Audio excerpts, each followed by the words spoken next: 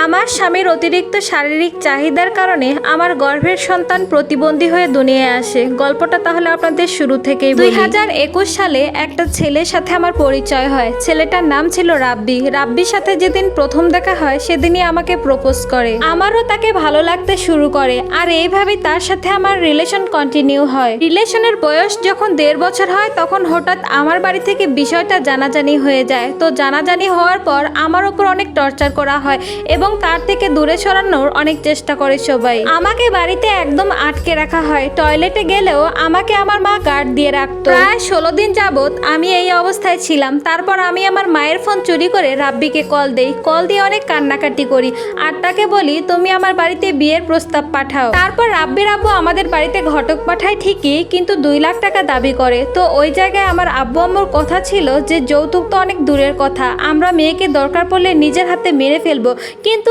এই জায়গায় কখনোই বিয়ে দিব না। রাব্বিদের আর্থিক অবস্থা খুব একটা ভালো ছিল না, মানে আমাদের থেকে নিচু ছিল আর কি। এই বিষয়টা এখানেই থমকে যায়। আমার আব্বু আম্মু আমাকে ওখানে বিয়ে দিবে না, আর রাব্বির আব্বু আম্মু যৌতুক ছাড়া আমাকে নিবে না। এসব কাহিনীর পর সে আমাকে কল দিয়ে বলতেছে আমার অবস্থা খুবই খারাপ, তুমি যদি এখন না আসো আমি সুইসাইড করে ফেলবো।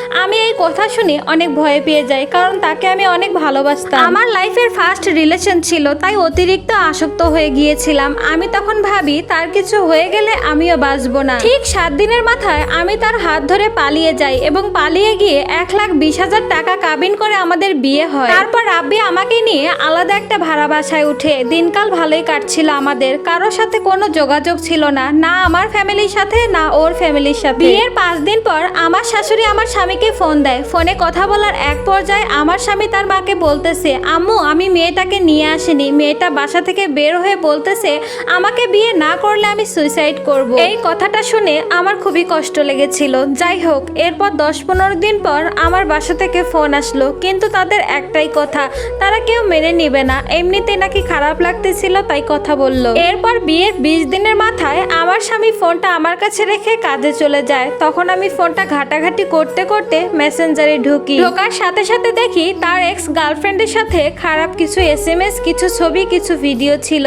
আমার স্বামী সেই মেয়েটার সাথে বারবার ফিজিক্যালি সম্পর্ক করেছে, সে আমার সাথে ডবল ডেট করেছে। এটা জানার পর আমি ভেতর থেকে মানসিকভাবে ভেঙে পড়ি, যার জন্য আমি আমার ক্যারিয়ার শেষ করেছি, বাবা মার মনে কষ্ট দিয়ে বাড়ি ছেড়েছি, আর সেই মানুষটা এত বাজেভাবে আমাকে ঠকালো। যাই হোক, এই বিষয়গুলো যখন আমি দেখলাম তখন আমি সবকিছু মেনে নেই। আমি আমার স্বামীকে বলি দেখো যা কিছু হয়েছে হয়েছে, তুমি সবকিছু ভুলে যাও, আমি এসব ভুলে থাকতে চাই, আমি তোমার সাথে থাকতে চাই সারা জীবন। কিছুদিন পর আমার বড় বোনের বিয়ে ঠিক হয়, আর সেই সুযোগে সবাই মিলে আমার বাবা মাকে বোঝায় যেন তারা আমাদের মেনে নেয়। আমার বাবা মাও সবার কথায় আমাদের মেনে নেয়। আমার স্বামীকে সবাই পছন্দ করে, জামাই হিসেবে যতটুকু আদর যত্ন সম্মান সবকিছুই সে পেয়েছে। এর কিছুদিন পর আমি বেবি কনসিভ করি। আমার স্বামী আমাকে সবসময় বলতো যে নর্মাল ডেলিভারি কিভাবে করা যায় ওইসব ভিডিও দেখবা, ওইসব খাবার খাবা। প্রেগনেন্সির সময়ে আমার অনেক কিছু খেতে মন চাইতো, কিন্তু সে আমাকে কিছু এনে দিত না। এক ফোঁটা দুধ ডিম যে আমাকে কিনে খাওয়াবে তার সেইটুকুও সামর্থ্য ছিল না। তারপরও আমি তার হাত ছাড়িনি। যেদিন আমার ডেলিভারি পেইন উঠলো তখন ছিল রাত 12টা। সেই সময় আমার মাও ছিল আমার কাছে। আমার স্বামী আমার মাকে বলল আপনি আপনার মেয়েকে নিয়ে আপনাদের বাড়িতে চলে যান, আমার কাছে কোনো টাকা পয়সা নাই। আমি তখন ব্যথায় কান্না করতে করতে তার গলা জড়িয়ে ধরে বললাম তুমি আমাকে পাঠিও না, আমার শক্তি নেই ডেলিভারির ব্যথা নিয়ে এত দূর রাস্তা জার্নি করার। কিন্তু সে আমার কোনো কথাই শোনেনি। সে আমাকে রাত 12:30টার সময় বাসে তুলে দেয়। সেই সময় শুধু আমার আম্মু ছিল আমার সাথে। 7 ঘন্টা জার্নি করি ডেলিভারির ব্যথা নিয়ে। বাসা যাওয়ার সাথে সাথে আমার নর্মালি ডেলিভারি হয়। আমার ফুটফুটে একটা মেয়ে সন্তান হয়। বাবু হওয়ার 3 মাস পর আমার স্বামী আমাদের মা মেয়েকে ঢাকায় নিয়ে আসে। ঢাকায় আমার স্বামী জব করতো সেই সূত্রে। আমার মেয়ের বয়স যখন 6 মাস তখন বুঝতে পারি তার আচরণ অস্বাভাবিক। তখন আমরা তাকে ডাক্তারের কাছে নিয়ে যাই। ডাক্তার যেটা বলে সেটা শুনে আমরা আঁতকে উঠি। ডাক্তার বলে আপনার বাচ্চা ব্রেনে আঘাত পেয়েছে, তার ব্রেনের ম্যাক্সিমাম অংশই ড্যামেজ হয়ে গেছে, আপনারা যদি চিকিৎসা না করান তাহলে সে প্রতিবন্ধী হবে। আমার বাচ্চার এই পরিস্থিতির জন্য দায়ী একমাত্র আমার স্বামী। যেদিন আমার ডেলিভারির পেইন উঠেছিল, পেইন ওঠার আগ মুহূর্তে আমার স্বামী আমার সাথে শারীরিক সম্পর্ক করে। শুধু তাই নয়, প্রেগনেন্সির প্রথম মাস থেকে শুরু করে 9 মাস পর্যন্ত সে কন্টিনিউ আমার সাথে শারীরিক সম্পর্ক করে এসেছে। আমি অনেক বোঝাতাম, অনেক কান্নাকাটি করতাম, তাকে বলতাম আমার অনেক কষ্ট হয়, তুমি আমাকে বোঝার চেষ্টা করো, বাচ্চাটা তো তোমার, ক্ষতি হলে তো তোমারই হবে। ঘটনা এখানেই থেমে নেই। আমার বাচ্চার চিকিৎসা বারবার আমার স্বামী বন্ধ করে দিয়েছে। তার মা মানে আমার শাশুড়ি নাকি বলেছে আমার মেয়ের নাকি কিছুই হয়নি। আমার স্বামী আমাকে বলে তুমি বাবুকে উল্টাপাল্টা ওষুধ খাইয়ে নষ্ট করে ফেলতেছো। তো সে চিকিৎসা একেবারেই বন্ধ করে দেয়। শুধু তাই না, ঘরে আসলে সে আমার সাথে খিটখিটে মেজাজে কথা বলতো। আমি তার জন্য যথেষ্ট সাজুগুজু করে থাকতাম যেন সে বাহিরের দিকে নজর না দেয়। একাধিক মেয়েদের সাথে তার মেলামেশা ছিল। আমি বুঝতে পারতাম তার ফিজিক্যালি নিডটা বেশি, কিন্তু এটা জানতাম না সে এটা বাড়ানোর ঔষধ খায়। আমি যদি অসুস্থ থাকতাম তাকে বুঝিয়ে বলতাম আমাকে অন্তত আজকে রেহাই দাও, আজকে আমাকে মাফ করে দাও। তখন সে আমাকে অনেক বাজে বাজে গালিগালাজ করতো, আমাকে আচ্ছা মতো পিটাতো আর বলতো আমার কাছ থেকে দূর হ। আমার মেয়েটা শুয়ে এক পাশে কান্না করতো, কান্না করতে করতে খিঁচুনি এসে যেত, কিন্তু সে তার চাহিদা মেটাতে ব্যস্ত থাকতো।